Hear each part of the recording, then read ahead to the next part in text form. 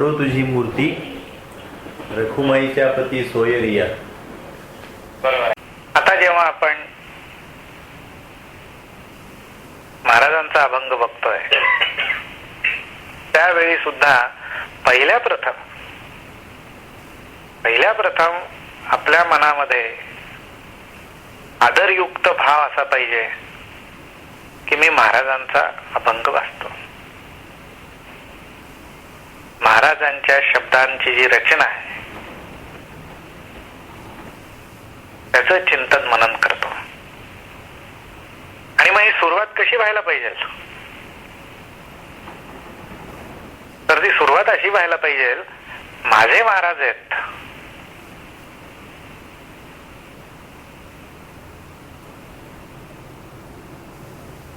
हा मनात भाव पाहिजे.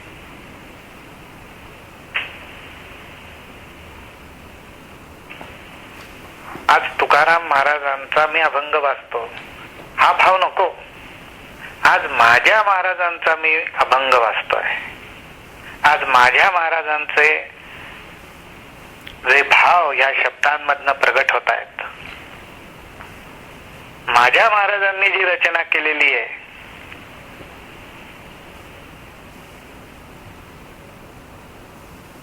किती माझं भाग्य थोर आहे की माझ्या महाराजांची जी शब्दरचना आहे ती वाचायची बुद्धी परमेश्वर मला देतोय.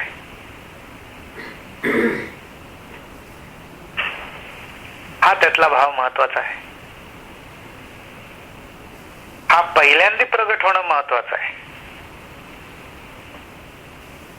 बाकी कोणाचे असो नसो, तुकाराम बुवा माझे आहेत, महाराज माझे आहेत, हे महाराजांचे शब्द माझ्यासाठी आहेत.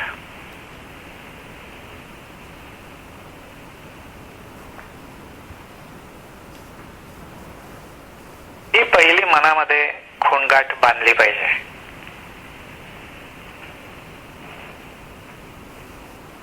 मग त्यानंतर पुढचं पाऊल टाकायचं. ते काय,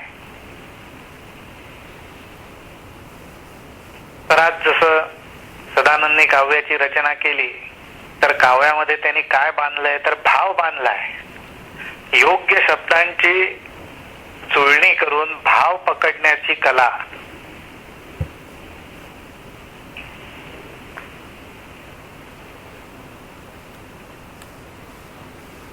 मग महाराजांनी सुद्धा त्यांच्या काव्यामध्ये भावाला पकडलेलं आहे, परमेश्वराला पकडून ठेवलेलं आहे. त्या शब्दांमागचा जो भाव असेल महाराजांच्या हृदयात प्रगट झालेला तो आपल्याला पकडता आला पाहिजे.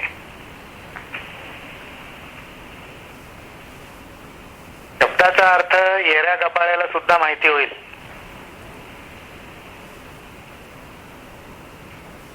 दोन चार वेळा अभंग वाचला, अर्थासकट वाचला, अर्थासकट वाचत राहिला, अर्थ समजायला फार वेळ लागणार नाही.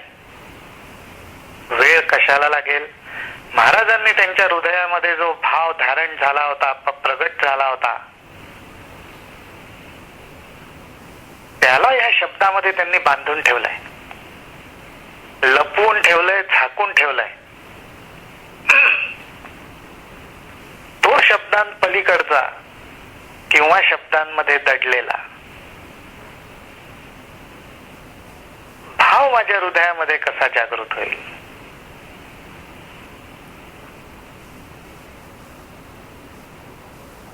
अशा रीतीने या रचनांकडे, ह्या शब्दांकडे हृदयाच्या डोळ्यांनी बघायचं.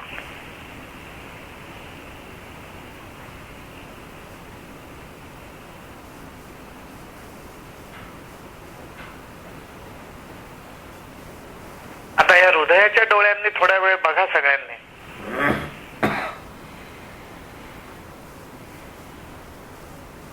हृदयाच्या डोळ्यांनी या शब्दांकडे जरा बघा. हृदयाचे डोळे काय वाचतायत? सदा माझे डोळा जडो तुझी मूर्ती.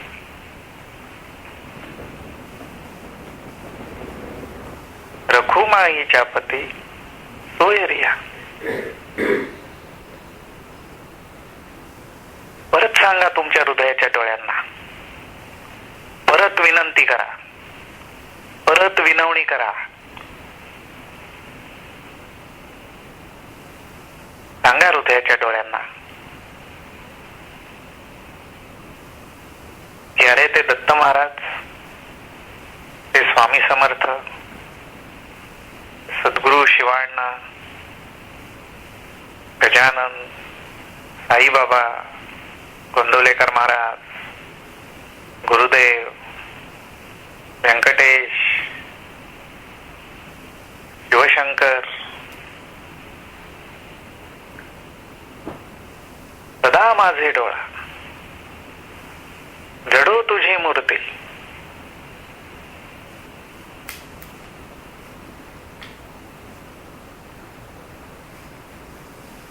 हिरा त्या भावामध्ये डोळे उघडे असोत किंवा बंद असोत, हृदयाचे डोळे उघडे ठेवा.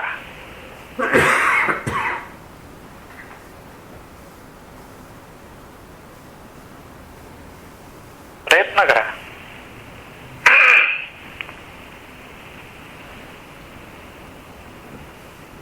प्रयत्न करा. डोळ्यांना सुद्धा सवय व्हावी लागते, दृष्टी सुद्धा कमवावी लागते. हृदयाची दृष्टी कमावली पाहिजे. जडो तुझी मूर्ती. बघा त्या हृदयाच्या डोळ्यांमध्ये आपापलं इष्टदैवत, आपापले सद्गुरु,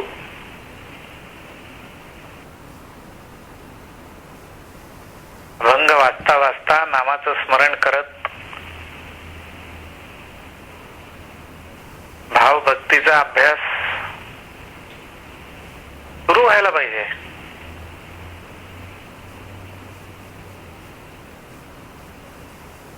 महाराजांनी प्रकट केलेला भाव पकडला आपण, ते सुरू अभ्यास आपला.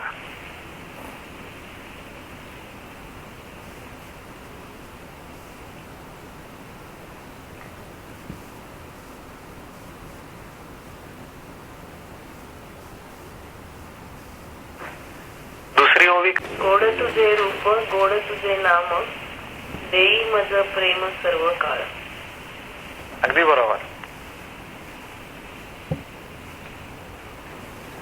आता मनाने, हृदयाने हाच अभ्यास करायचा.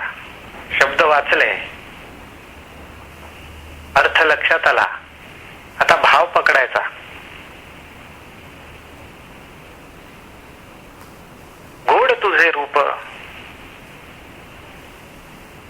महाराजांनी गोड शब्द वापरून भाव प्रगट केला आपला. गोड तुझे रूप. मग क्षणभर विचार करायचा. हृदयाचे डोळे तर मी उघडलेत. माझ्या त्या उघड्या डोळ्यांनी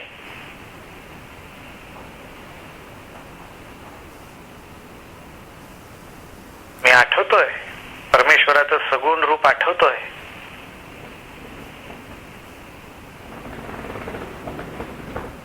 अरे पण मी नुसताच आठवायचा प्रयत्न करतोय, हा नुसताच मनाचा खेळ चाललाय. आणि म्हणूनच मन एका जागी स्थिर होत नाहीये पटकन.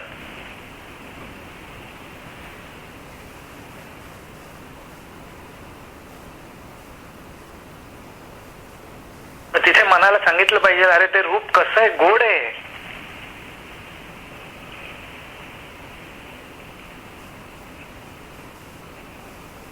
माझे परमेश्वराचं रूप, माझे स्वामींचं रूप कसं आहे, गोड आहे.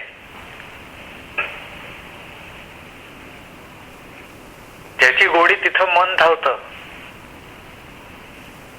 जे गोड वाटतं तिथं बुद्धीची धाव असते.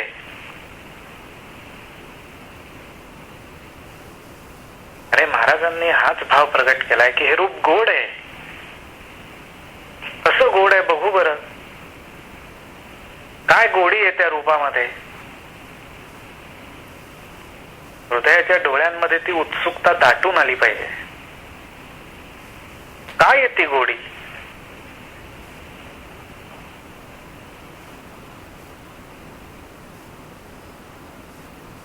का गोड वाटतं हे रूप?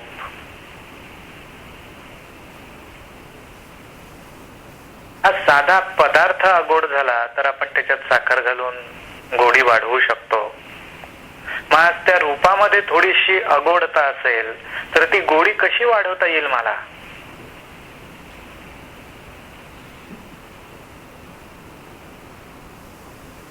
माझं जे श्रद्धास्थान आहे, माझं जे उपास्य दैवत आहे, नुसतं श्रद्धा, नुसतंच उपास्य दैवत, गोडी पाहिजे की भाव आला? मग गोडी कशी येईल? त्यासाठी जे जे करावं लागेल तो प्रयत्न केला पाहिजे. ते मनाला बुद्धीला वळण लावलं पाहिजे. गोड तुझे रूप, गोड तुझे नाम.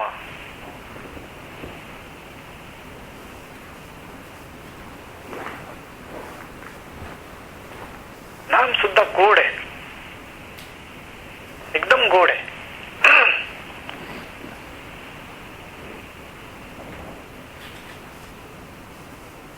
अगदीच वाटलं तर जवळपास गोड पदार्थ घेऊन बसा, चिमेटभर साखर तोंडात टाकून बघा.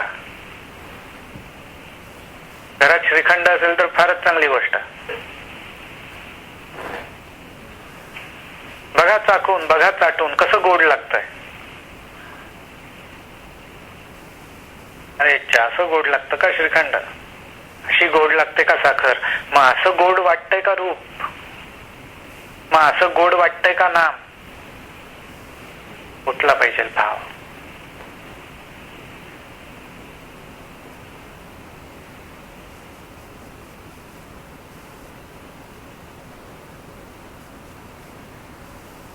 जर पाक पातळ झाला असेल तर घट्ट केला पाहिजे. नामच त्याच्यात ओतलं पाहिजे, रूप बघितलं पाहिजे, गोड वाटायला लागलं पाहिजे.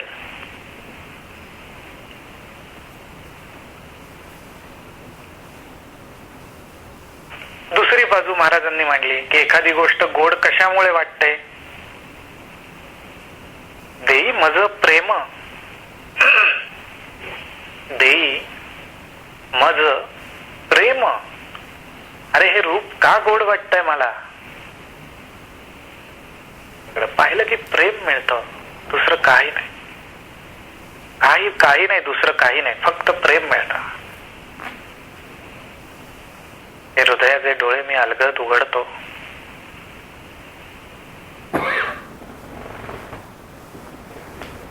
चरणांचं दर्शन घेतो. रूपाचं जसं स्मरण होईल तसं आठवण होईल,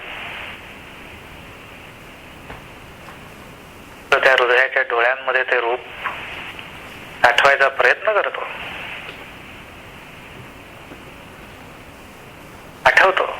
आठवतो, प्रयत्न चालू आहे माझा. प्रेम वाटतं. आज कुठेही प्रेम मिळत नाही.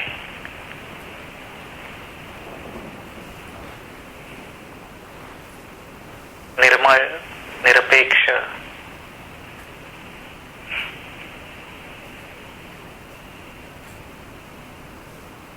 निशंक,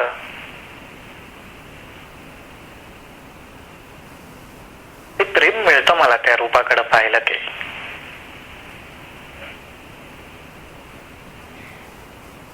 आणि कधी मिळतं? सर्व काळ. काही काळ वेळ बंधनच नाही हो. सकाळी एकदम ते प्रेम फ्रेश असतं, दुपारी जरा थोडस, संध्याकाळी परत डाऊन झालेलं असतं. असं अजिबात नाही. सर्व काळ. ते मज प्रेम सर्व काळ. गोड तुझे रूप, गोड तुझे नाम, देई मज प्रेम सर्व काळ.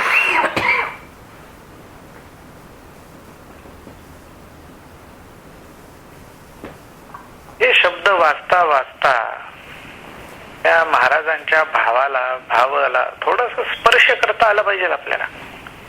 थोडासा जरी करता आला त्यांच्या कृपेने पुष्कळ पुष्कळ झालं.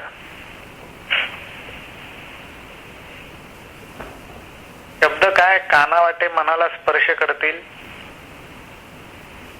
झालं त्यांचं काम. हृदयापर्यंत भाव जाऊ दे त्यातला. आणि म्हणून त्याची सुरुवात माझ्या महाराजांचे शब्द आहेत.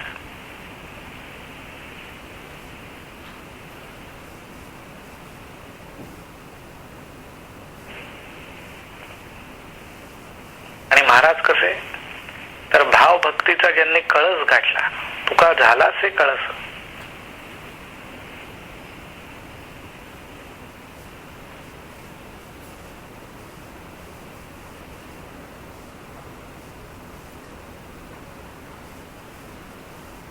सदानंद पुढची ओवी काय?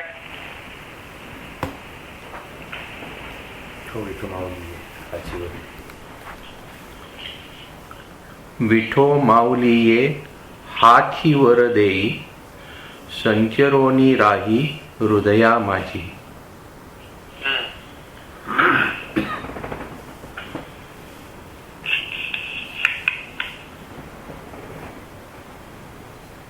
आता झाली सुरुवात.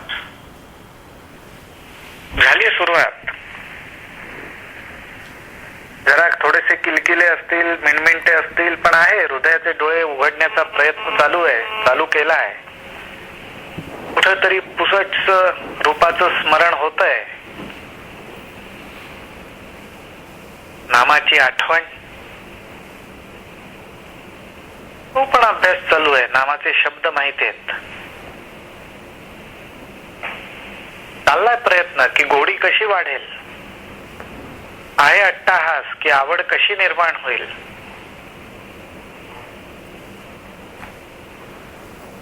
प्रार्थना पण आहे.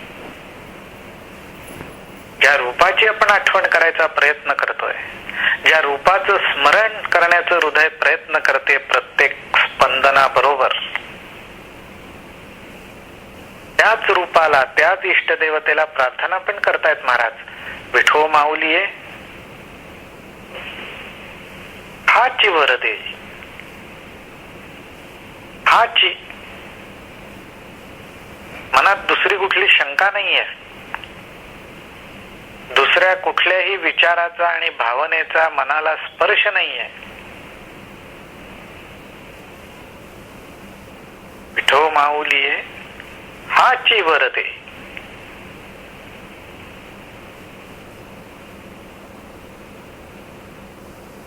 जर काही तुला द्यायचं असेलच, माझे हे प्रयत्न, माझी ही फेडी वाकुडी तळमळ, माझा बालहट्ट, माझ्या या युक्त्या, हा प्रयत्न, हे सगळं काही बघून जर का तुला मला काही द्यायचंच असेल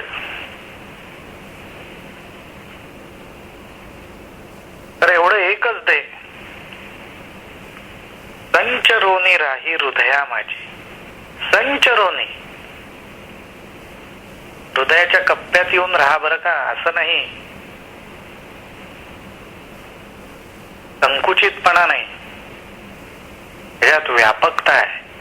संचरोनी म्हणण्यामध्ये व्यापकता आहे. माझ्या हृदयामध्ये येऊन जर राहणारच असशील तर थोडी जागा ह्याच्यासाठी, थोडी जागा त्याच्यासाठी, थोडी जागा.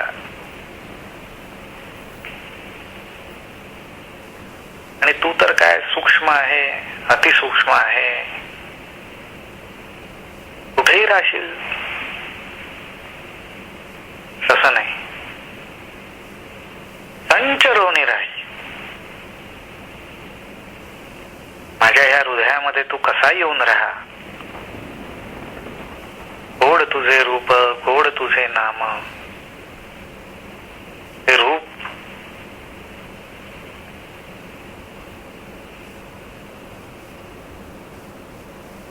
संचरून राहू दे, हृदय भरून टाकू दे.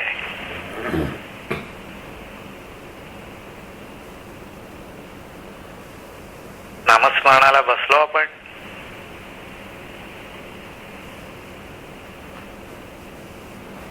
प्रत्येक नामाबरोबर इष्टदेवतेच्या, उपास्य देवतेच्या प्रत्येक स्मरणाबरोबर ते रूप असं हृदयात भरून टाकतोय आपण. थेंबे थेंबे तळे साचे आपण म्हणतो तसं त्या प्रत्येक नामागणिक हृदय माझं भरत चाललंय. तो विठ्ठल भरत चाललाय, ते स्वामी भरत चाललेत, ते सद्गुरू भरत चाललेत. ते जसे भरत चाललेत तसं माझं हृदय विशाल होत चाललंय. जेवढं जास्त मी भरतोय तेवढं माझं हृदय विशाल होत आहे. कमी पडत नाहीये, कमी पडताच कामा नये. संचरोनिर आहे म्हटलेलं आहे. मग कमी पडून चालेल कसं? कुठं आपण कमी पडतो का पाहायला पाहिजे आणि तो भाव दूर केला पाहिजे. ती अडचण दूर केली पाहिजे.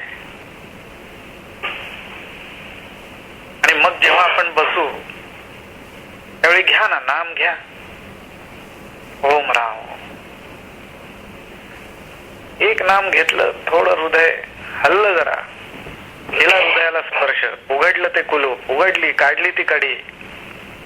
ओम राम. उघडलं दार. ओम राम, ओम राम. प्रत्येक नामागणिक ते स्मरण, ते नाम, ते रूप हळूहळू हळूहळू हळूहळू हृदयाचं विशाल होत जायला पाहिजे.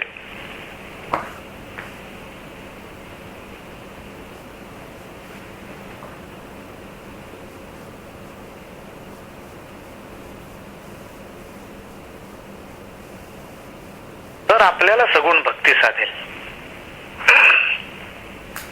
तर आपल्याला हा इतका जो सुंदर भावपूर्ण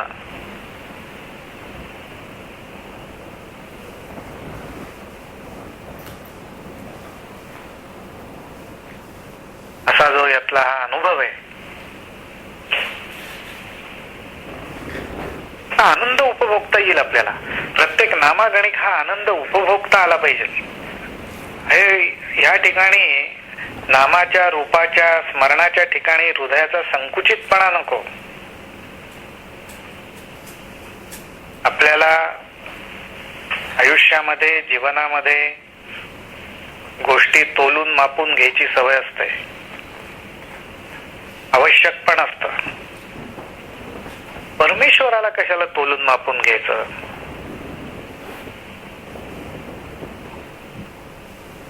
आज मी एवढं केलं, परमेश्वर माझ्यासाठी तेवढं करेल. मी आज परमेश्वराचं एवढं केलं, मग उद्या तो माझ्यासाठी तेवढं करेल.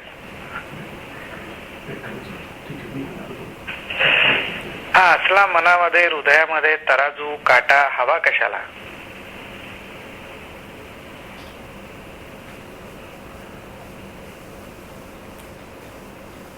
महाराजांसारखं मागू ना आपण. अरे तू मला काही वर देणारच असशील, आणि का वर द्यावा त्याने? कारण माऊलीने, महाराजांनी म्हणतानाच म्हणून टाकलंय, विठो माऊली आहे.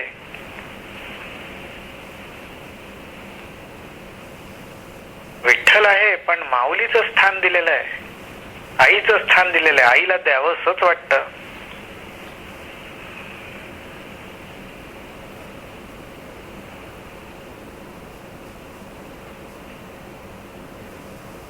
आईच्या हृदयामध्ये तो जो आपल्या मुलासाठीचा जो कळवळा आहे, प्रेम आहे, ते इतकं नैसर्गिक आहे.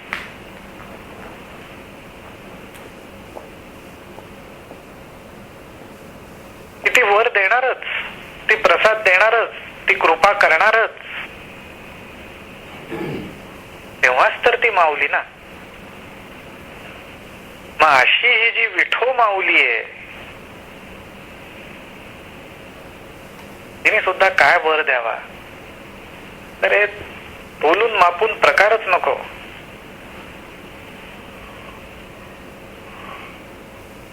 संचरोनी राहे हृदया माझी.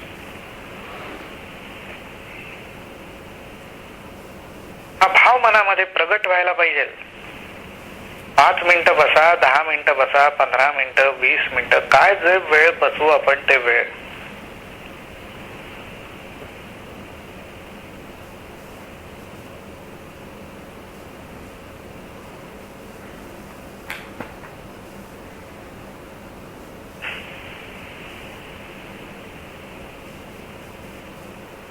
आज अगदी साधी गोष्ट असते, आपल्या मनासारखी घडते.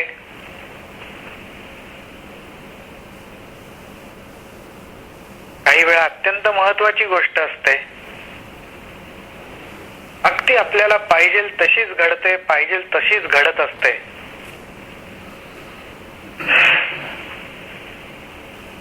कसं वाटतं आपल्याला? चालच बदलते आपली एकदम. चेहऱ्यावरचं तेज, शरीरातला रुबाबदारपणा, चेहऱ्यावरून, मनातून, हृदयातून, चालण्या बोलण्यातून दिसणारा आनंद, सगळं काही सांगून जातो, सगळं काही दाखवून जातो की हे छान दिसतंय आज प्रकरण. मग 5 मिनिटं, 10 मिनिटं, 15 मिनिटं जे काय आपण बसू, ते बसल्यानंतर जर हृदयामध्ये हा असा परमेश्वर, हा विठ्ठल, हा स्वामी, सद्गुरू असा संचरून गेला तर कसं वाटलं पाहिजे?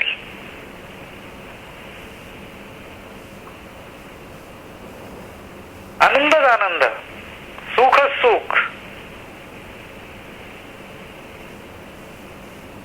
दुसरं काही वाटताच कामा नाही.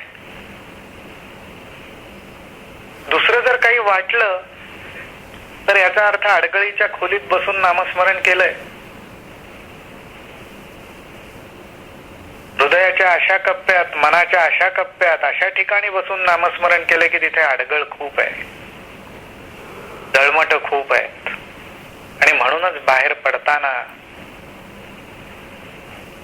कुठेही गोडी नाही, कुठेही आनंद नाही, कुठेही सुख नाही.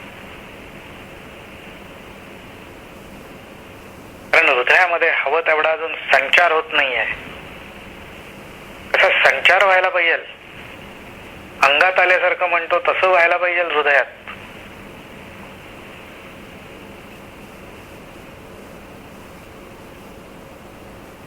आपणच नाम घेऊन, आपणच स्मरण करून, आपणच नामस्मरण करून आपल्याच हृदयाला आपण झपाटून टाकलं पाहिजे.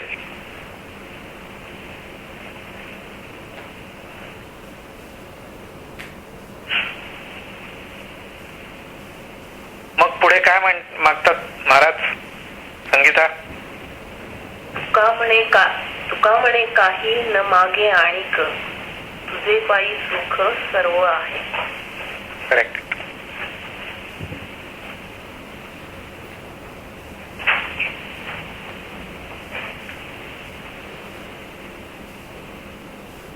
आज नाही म्हटलं तरी आपल्यासाठी जरा थोडासा अव्यवस्थितपणा, थोडीशी अडगळ, थोडीशी कुचंबणा, थोडीशी त्या सुखामध्ये कमतरता,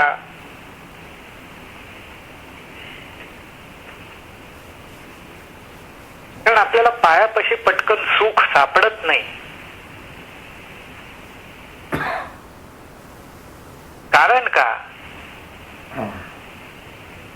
आपण आपल्या सुखाच्या कल्पना घेऊन त्यांच्या पायापाशी गेलेलो असतो.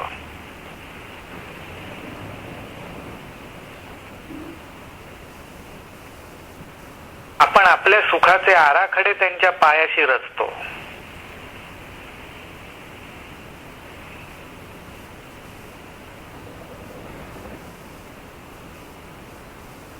आपण आपल्या सुखाचा फ्लोअर प्लॅन आपण म्हणू तो त्यांच्या चरणांशी ठेवतो.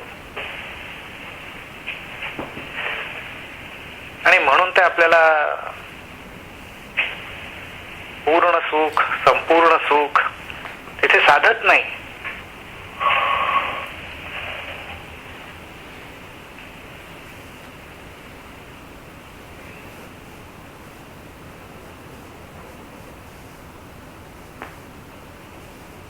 कारण ज्यांच्या पायांशी, ज्यांच्या चरणांशी आपण आपल्या सुखाचे आराखडे ठेवू, त्यांचे चरणच सुख आहेत.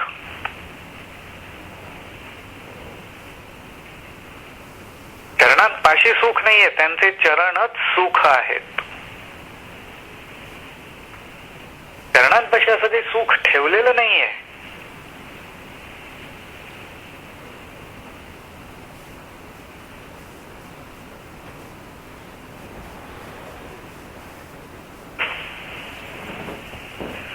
त्या चरणांमध्ये सुख आहे.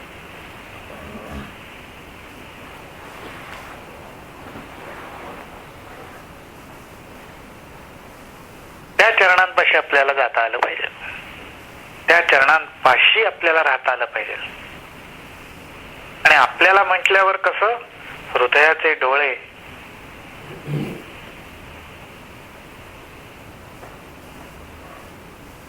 मनाची एकाग्रता, बुद्धीचा निश्चय म्हणजेच मनातला भाव, म्हणजेच बुद्धीमध्ये उमटणारं स्पंदन, विचार, हा सगळा त्या चरणांकडे लोटता आला पाहिजे. बाकीची झळमट, अडीअडचणी त्यावेळेपुरतं बाजूला ठेवता आलं पाहिजे. त्या चरणांपाशी जाऊन थेट मनाच्या हातांनी मिठी देता आली पाहिजे.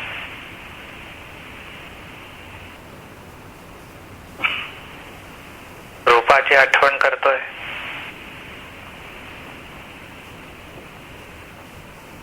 रूपाचं स्मरण करतोय. एकीकडे माझ्याच मनाने, माझ्याच बुद्धीच्या साह्याने मलाच मनोबोध करतोय की अरे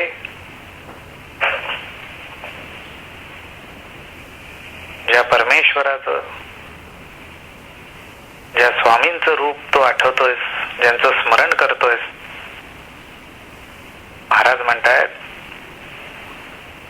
गोड तुझे रूप, बघ बरं कसं ते गोड आहे.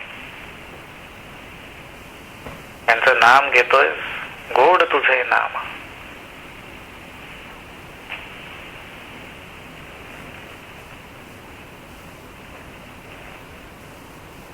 तुझे पायी सुख सर्व आहे.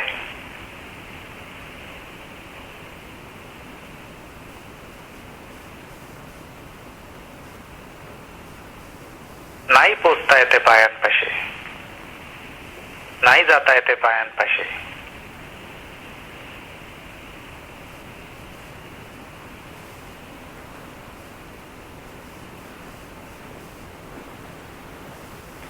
ज्यामुळे जाता येत नसेल, समजलं चांगलीच गोष्ट आहे, नाही समजलं तरी चांगलीच गोष्ट आहे. आरडाओरडा केला पाहिजे तिथे. काय होतंय, काय चाललंय, का पोचत नाहीये मी चरणांपर्यंत, का हृदयाला तो स्पर्श झाल्यासारखं वाटत नाहीये, का मनाला ते समाधान झाल्यासारखं वाटत नाहीये, का त्या चरणांचं सुख मला लाभत नाहीये. तरफडलं पाहिजे आतल्यात, आरडाओरडा केला पाहिजे आतल्यात.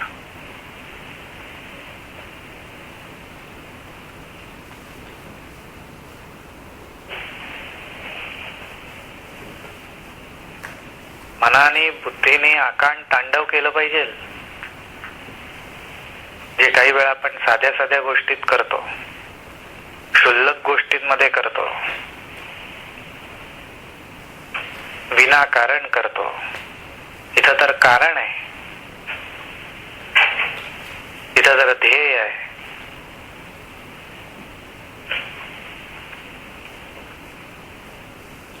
इथं तर सुखाचं सुख आहे.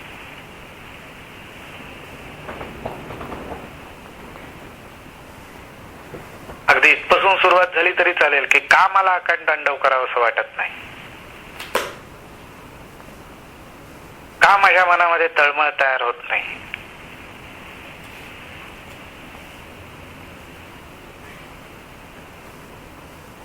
सगळं पटतं तरी महाराज म्हणतात तसं वळण का लागत नाही.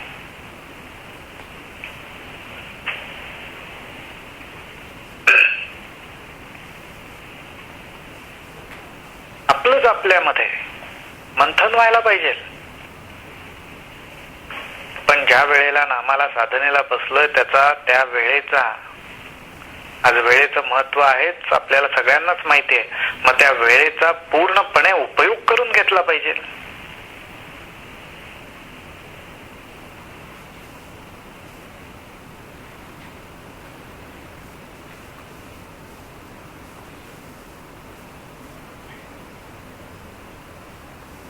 पूर्ण समर्पण व्हायला पाहिजे, पूर्ण झोकून टाकलं पाहिजे. मग आपल्याला हा महाराजांचा भाव जो आहे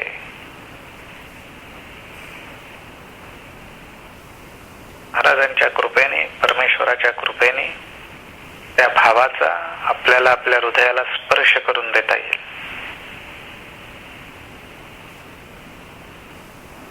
मग मनामध्ये नाम चाललंय, रूपाची आठवण चाललीये, चरणांचं स्मरण चाललंय आणि ते होता होता मग महाराजांचे हे शब्द मनामध्ये डोकावले, आठवले. चांगलीच गोष्ट आहे.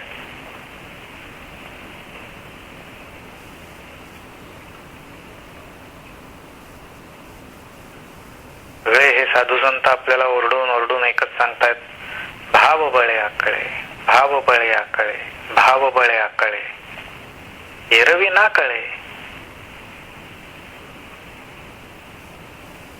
म्हणजे ज्या क्षणी ज्या ठिकाणी भावाचं बळच कमी पडलंय ती वेळ म्हणजे एरवी. ज्या ठिकाणी ज्या क्षणामध्ये भावाचं बळ आहे तेवढाच क्षण आपल्याला पाहिजे. देवाची या द्वारी उभा क्षण भरी, तो क्षण कसा? भावाने परिपूर्ण. आणि हा भाव कसा आहे तर त्या भावामध्ये बळ आहे, सामर्थ्य आहे, ताकद आहे, शक्ती आहे, भक्ती आहे.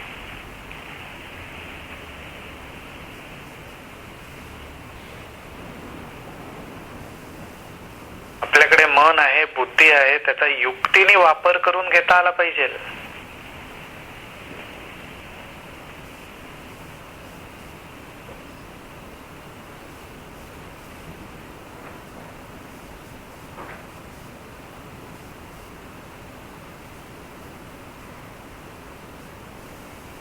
आज कसं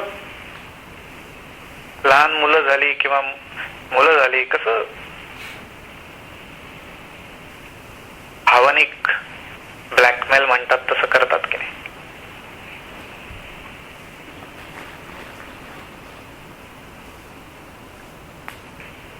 आपल्याला पण करता आलं पाहिजे युक्तीने. तो भाव, ती गोडी, तो आनंद निर्माण होण्यासाठी.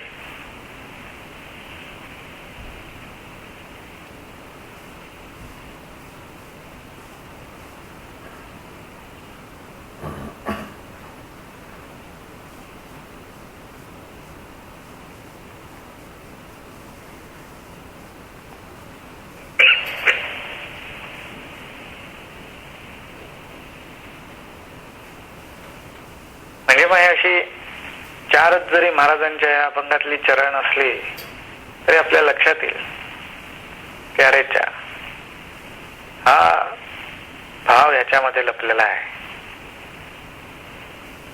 महाराजांच्या या शब्दामध्ये, शब्दांच्या आत हा भाव लपलेला आहे.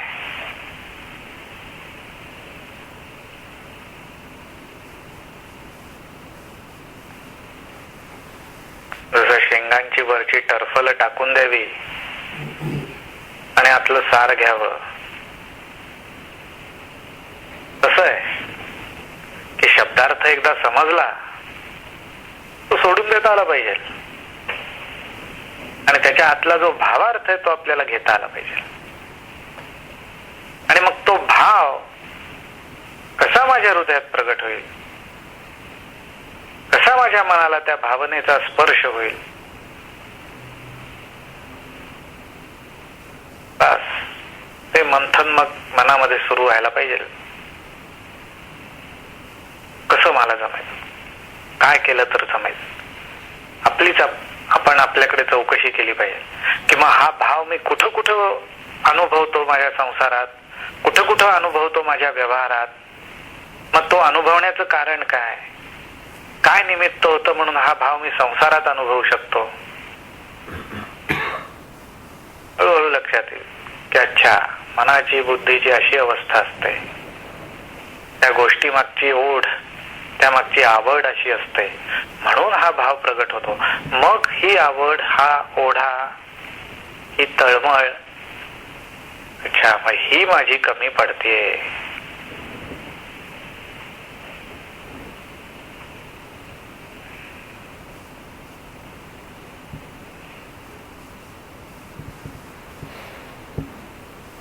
मग आपली चालू, मग हे असं चढतं वाढतं समाधान, चढती वाढती भक्ती, चढतं वाढतं नाम.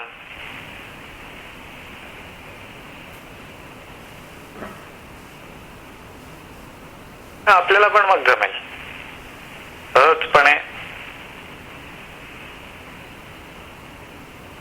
अगदी सोप्या पद्धतीने, परमेश्वराच्या कृपेने आपल्याला पण जमेल.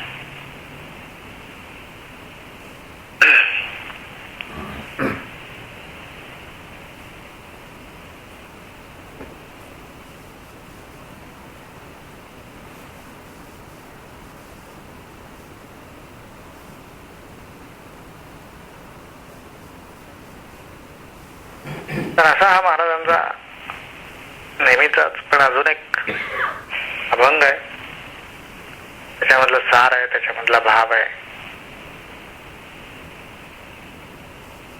तर बघा, असा अभ्यास करा, अशा पद्धतीने करा, अशा युक्त्यांचा वापर करत करत करा. आणि हे ज्याच्या त्याच्या हृदयस्थ जो सद्गुरू आहे, तो ज्याला त्याला युक्त्या सुचवतो, मार्ग दाखवतो, विचारलं पाहिजे, चौकशी केली पाहिजे, आग्रह धरला पाहिजे, हट्ट केला पाहिजे, आरडाओरडा केला पाहिजे. जे काय आपल्यातले उपजत गुण आहेत, त्या गुणांचा पूर्णपणे वापर करून त्या हृदयस्थ सद्गुरूकडून मार्गदर्शन हे मिळवलं पाहिजे.